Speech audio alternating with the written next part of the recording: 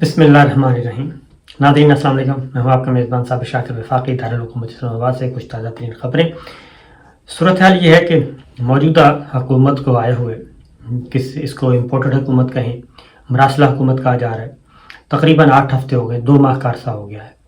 لیکن ان 2 ماہ کے عرصے میں 8 ہفتوں میں کوئی بھی مثبت تبدیلی نہیں آئی، اور ایک بھی ایسی تبدیلی نہیں جس کو آپ مثبت کہہ سکیں۔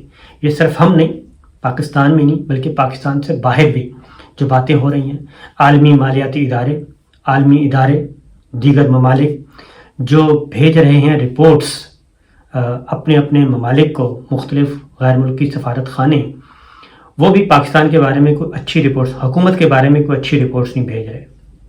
اس کی ریزن کیا ہے؟ اس کی ریزن یہ ہے کہ یہ آنے سے پہلے جس طریقے سے تیاریاں کی جا رہی تھیں، تقریباً 6 ماہ لگائے گئے ان کو لانے کے لیے، اور 6 ماہ کی پلاننگ، تگ و دو اور بڑی محنت کے بعد ڈرائنگ روم میں ملاقاتیں، بیرون ملک ملاقاتیں، یہ سب کچھ کر کے کیا گیا۔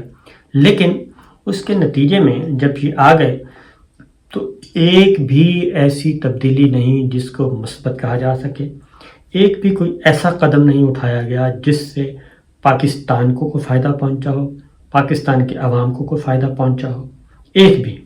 اور خواہ وہ معیشت ہے، خواہ وہ معاشرت ہے، ہر چیز تباہ و برباد ہو کے رہ گئی ہے۔ پارلیمانی نظام کا بیڑا غرق ہو گیا ہے۔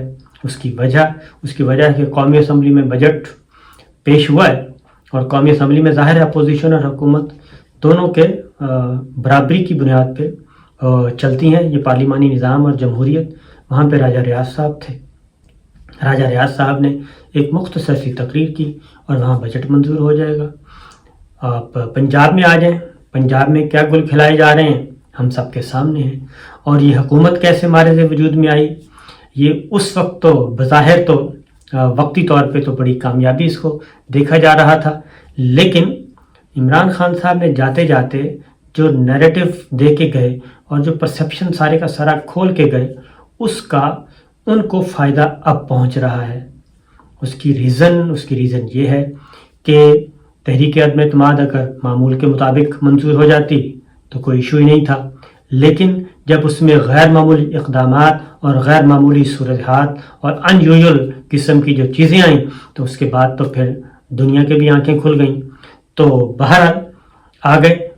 ابھی تک معیشت کی ڈیٹیلز آپ کو بتائیں تو تباہ کن ہے، جبکہ اقتصادی سروے کے مطابق خود گورنمنٹ تسلیم کر رہی ہے کہ دی بیسٹ۔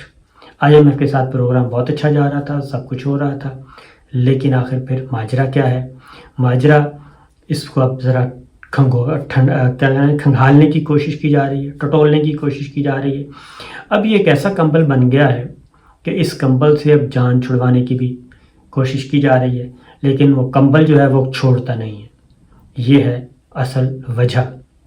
عمران خان صاحب جو ہیں، ان کی جو جتنے بھی تھے مراسلے لکھ کے بھیجے گئے تھے، غیر ملکی سفارت خانوں نے بھی بھیجے تھے اپنے اپنے ملکوں کو، کہ اگر عمران خان صاحب کو ہٹا دیا گیا تو کسی قسم کی کوئی ہل چل نہیں ہوگی، بلکہ بس خاموشی سے یہ اقتدار منتقل ہو جائے گا اگلے بیڑے کو، تو مسئلہ کوئی نہیں ہونا، یہ تھا۔ لیکن صورتحال اب بالکل تبدیل ہو چکی ہے۔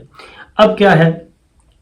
اب تمام کے تمام کوئی ایک ملک بھی ایسا نہیں، یہ میں معلومات کی حد تک بتا رہا ہوں کہ کوئی ایک ملک کا سفارت خانہ بھی ایسا نہیں جس نے یہ رپورٹ اپنے ملک کو بھیجی ہو کہ جناب یہ جو موجودہ حکومت ہے یا جو موجودہ اس وقت کنٹینر ہے، اس کا کوئی مستقبل ہے۔ ایک نے بھی یہ نہیں بھیجی، اور سب نے یہ کہا ہے کہ جو اگر اس وقت الیکشن کروائے جائیں، 3 ماہ کے بعد کروائے جائیں، تو اگر فری اینڈ فیئر الیکشن ہوتا ہے تو عمران خان صاحب، پاکستان تحریک انصاف جو ہے وہ جیتے گی۔ یہ ایک رپورٹس، اور یہ ہمارے اپنے اداروں کو بھی یہ بات معلوم ہے کہ غیر ملکی سفارت خانے اپنے اپنے ملکوں کو کیا پیغامات بھجوا رہے ہیں، وائر کیا بھجوا رہے ہیں۔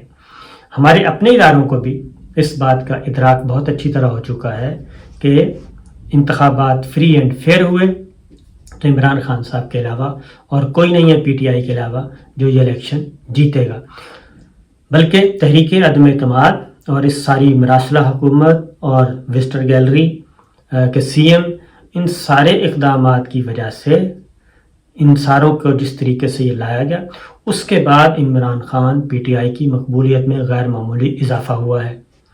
یہ بھی لکھا جا چکا ہے۔ پھر اوورسیز پاکستانیز، یہ اب میں انفارمیشن کی جو چیزیں میں نے پڑھی ہیں ان کی بنیاد پہ بتا رہا ہوں کہ پلس اب غیر ملکی سفارت خانے اب یہ تو اسلام آباد سے بیٹھ کے رپورٹس بھیج رہے ہیں، جبکہ باہر کیا ہو رہا ہے؟ باہر 9 ملین کے قریب پاکستانی ہیں، وہ ہر ملک میں پائے جاتے ہیں، اور مین کون سے ملک ہیں؟ وہ ہے جناب برطانیہ اور امریکہ، یہ 2 بڑے ملک ہیں۔ اس کے بعد یورپین ممالک ہیں، اس کے بعد سب سے زیادہ تعداد پاکستانیوں کی U A E, Saudi Arab, middle east میں ہے، عرب ممالک میں ہے۔ یہ ہے وہ صورتحال۔ وہاں سے بھی جو ریئیکشن اور اب تک کی جو پلس ہے وہاں پہ بھی یہی ہے، تمام کے تمام، ایک ملک بھی ایسا نہیں جو یہ کہہ رہا ہو کہ عمران خان صاحب پاکستان کی سیاست سے آؤٹ ہو چکے ہیں، کوئی بھی نہیں کہہ رہا۔ اس لیے اب وہ کہتے ہیں کہ تعلقات معمول کے مطابق رکھے جائیں اور پاکستان تحریک انصاف کو بھی اتنا ہی ویٹیج دیا جائے جتنا کہ کسی اور جماعت کو دیا جاتا ہے، بلکہ اس کو کچھ زیادہ دیا جائے۔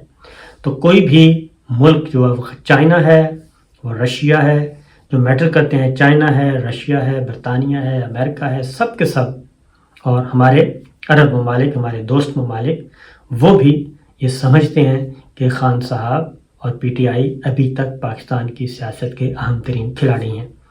تو یہ تو میں نے آپ کو بتا دیا، اور اس میں کچھ سروے بھی کروائے گئے ہیں، خاموشی سے بار بار کروائے گئے ہیں، اور اس میں جو رینکنگ میں خان صاحب پی ٹی آئی نمبر 1 آ رہی ہے، ملکی اور غیر ملکی دونوں ذرائع، دونوں سروے کے مطابق۔ تو یہ ہے ایک حقیقت۔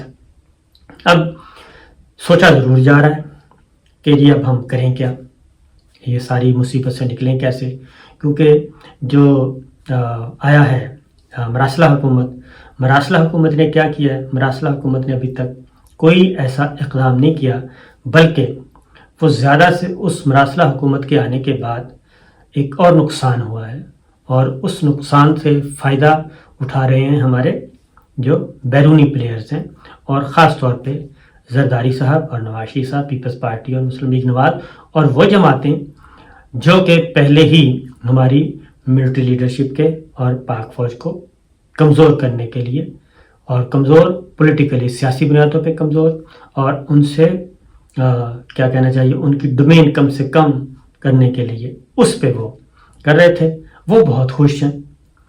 وہ اس لیے خوش ہیں، اچھا وہ اس چیز کا فائدہ اٹھا رہے ہیں، جیسے خان صاحب فائدہ اٹھا رہے تھے کہ میرے علاوہ کوئی آپشن نہیں ہے۔ اب اسی طریقے سے یہی سوچ اب اس مراسلہ حکومت کی ہے کہ اب خان صاحب سے تو معاملات ان کے ہو گئے ہیں خراب، اور خان صاحب اور اسٹیبلشمنٹ کا تو کبھی آپس میں میل جول ہونا نہیں ہے، اور اس لیے جی اب جتنا زیادہ ہم بلیک میل کر سکتے ہیں، جتنی زیادہ آنکھیں دکھا سکتے ہیں تو ہمیں دکھانی چاہیے، اور اپنے اپنے مطلب حاصل کرنے چاہیے، اپنے اپنے اہداف حاصل کرنے چاہیے۔ اب یہ سارے کا سارا میں دوبارہ جو بات کہہ رہا ہوں وہ ہے کہ یہ کھیلیں گے اب الیکشن کمیشن، اس وقت الیکشن کمیشن آف پاکستان کے پہ مکمل کنٹرول ہے، خاص طور پہ مسلم لیگ نواز کا، اور انہی کے ذریعے سے وہ اب پری پول ریگنگ جو ہے وہ شروع کر دی گئی ہے، اور آلموسٹ میں کہتا ہوں کہ 90% جو ہے پی ٹی آئی کا ووٹ بینک جو ہے وہ انہوں نے بکھیر دیا ہے، بالکل دور دور تک پھینک دیا ہے۔ یہ میں اسلام آباد کی بھی بتا رہا ہوں، اسلام آباد میں بھی جاننے والوں نے جب یہ چیک کرنا شروع کیا تو میاں کا ووٹ کسی جگہ، بیوی کا ووٹ کسی جگہ، بچوں کا ووٹ کسی جگہ، ووٹ بکھیر دیے ہیں۔ یہ شروع ہو چکا ہے، حد بندیاں اور حلقے تبدیل کیے جا رہے ہیں، اور جو ایک بڑا پورشن تھا اوورسیز کا اس کو تو سائڈ پہ کر ہی دیا گیا ہے۔ تو الیکشن کمیشن بڑا ایکٹیو ہے، یہ سارے کام کر رہا ہے، اب اس لیے کہ ان کو بھی پتہ ہے کہ ہمارا جو بوجھ ہے وہ اسٹیبلشمنٹ شاید بہت زیادہ دیر تک نہ اٹھا سکے، یہ پیپلز پارٹی بھی سمجھتی ہے اور مسلم لیگ نواز بھی سمجھتی ہے. ان کا پورا انحصار ابھی بھی ڈونلڈ اینڈ کمپنی پہ ہے. ان کا اب لوکل پلیئرز پہ اتنا نہیں ہے، کیونکہ لوکل پلیئرز پہ وہ کہتے ہیں کہ ان کو ہم ہینڈل کر لیں گے کسی اور طریقے سے، تو سارے کا سارا پریشر وہی استعمال کریں گے جو پہلے استعمال کروایا گیا. تو یہ ایک چل رہا ہے الیکشن جیتنے کے لیے، اور الیکشن میں اگر فری اینڈ فیئر الیکشن نہیں ہوگا، اگین وہی مصیبت شروع ہو جائے گی اور الیکشن پہ کوشچن ہوگا. الیکشن کا نتیجہ کون سا تسلیم کیا جائے گا، تو بیرونی پلیئرز بھی اس وقت اسی کے منتظر ہیں. تو میرا خیال ہے کہ سارا صورتحال جو ہے وہ اب بہت زیادہ بکھری ہوئی ہے. اس کو سم اپ کیسے کرنا ہے، سمیٹنا کیسے ہے، میرا یہی ریکویسٹ ہوگی اپنے طاقتور حلقوں سے کہ وہ جناب آئیں اور بہت زیادہ اگریسیولی آئیں اور چیزوں کو سنبھالیں. اس کی وجہ یہ ہے کہ پاکستان تباہی کی طرف جا رہا ہے. اور ایک اور بات بتا دوں کہ یہ جو سوشل میڈیا پہ اس وقت چل رہا ہے، سب سے زیادہ کیا ڈسکس ہو رہا ہے، وہ ہو رہا ہے دفاعی بجٹ. اور اس کو بھی چلانے والے جو ہیں یہی لوگ ہیں، اس کے علاوہ کوئی تیسرا نہیں ہے. کیونکہ اس وقت عام تاثر یہی ہے کہ یہ سارا کا سارا خان صاحب کی سوشل میڈیا ٹیم ہے. خان صاحب کی سوشل میڈیا ٹیم نہیں ہے. اس وقت جو سب سے زیادہ سوشل میڈیا ٹیم ایکٹیو ہے اور جو دانشور ایکٹیو ہیں وہ ہیں جناب PMLN کے، اور سب سے زیادہ ملاقاتیں بھی انہی کی ہو رہی ہیں اور نیا نیریٹو بھی انہی کو دیا جا رہا ہے. اب غیر ملکی کمپنیاں ہائر کی جا رہی ہیں کہ کس طریقے سے ہم نے یہ سارے کے سارے ٹرینڈ چلانے ہیں اور سوشل میڈیا پہ آ کے جنگ کیسے کرنی ہے اور کیسے جیتنی ہے. یہ اعصابی جنگ ہے. تو میرا اپنا خیال ہے کہ اس پہ ہمارے اداروں کو بھی آنکھیں کھولنی چاہیے اور جو حقیقت ہے اس کو تسلیم کرنا چاہیے. تو ان سے کسی بھی قسم کی خیر کی توقع نہیں ہے. یہ اسی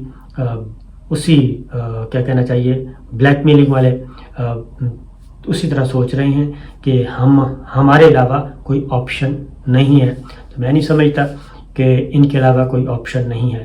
انہوں نے جو کام کرنے تھے وہ کر لیے ہیں. اب ان کی دلچسپی یہ بونس کے طور پہ آگے بڑھیں گے.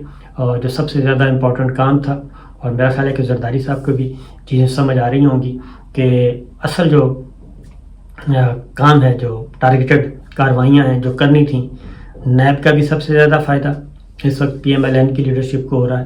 اور یہ جو مقدمات ختم ہو رہے ہیں، یہ بھی پنجاب میں تھے وہ ختم ہو رہے ہیں، جبکہ اومنی گروپ میں تو کافی زیادہ ریکوری بھی ہوئی ہے. تو دیکھتے ہیں کیا ہوتا ہے.